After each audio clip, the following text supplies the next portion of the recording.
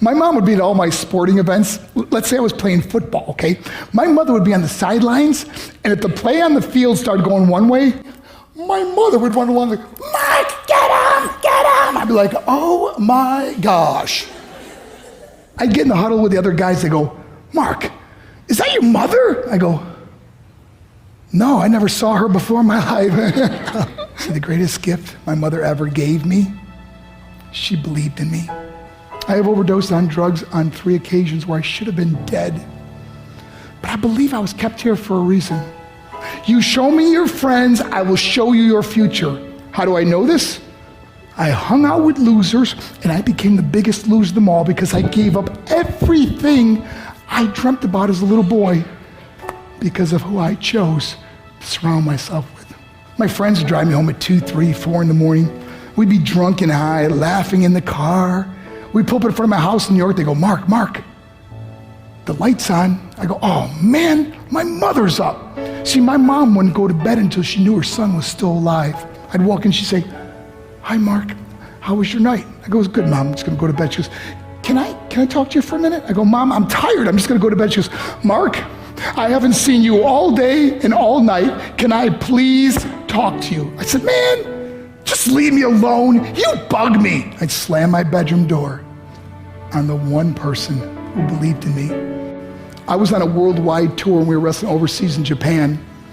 After my wrestling match, I went upstairs in my hotel room and I fell asleep. There was a knock at my door at 3 o'clock in the morning. I got out of bed and I looked through the safety window and I could see it was a Japanese promoter. So I opened the door and he said, Mark, you need to call home. There's been an emergency. I went and got on the hotel room phone. I called back to the United States. I said, hey, what's going on? They said, Mark, I don't know how to tell you this. I said, just tell me what happened. All of a sudden they started crying. They go, Mark, I can't tell you. I said, just say it. They said, Mark, your mother died. I just threw the phone down. I ran out of my hotel room. I took the elevator to the lobby, and when the doors opened up, I just ran out into the street. I mean, there was no cars, there was no people. It was 3 o'clock in the morning. And I walked down the middle of a street in Hiroshima, Japan, and I remember looking up and just saying, Mom, I am so sorry. I flew home for her funeral, and I was so nervous to walk up to her casket, so I just stood way in the back.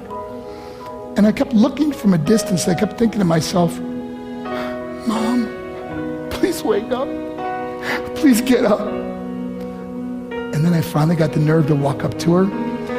And as I got closer, I could see my mom for the first time. I mean, she was so beautiful. She was dressed in white. I mean, she looked like an angel. And I just stood over it. I said, Mom, you are my hero. Everything I am, everything I hope to be was because of you. You loved me so much, you gave me a life.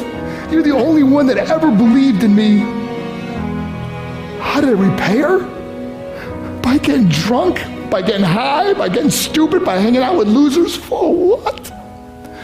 All she ever wanted to do was talk to me. I wish I could talk to you now, Mom. I wish you could see what I'm doing. Why couldn't I have been a better son?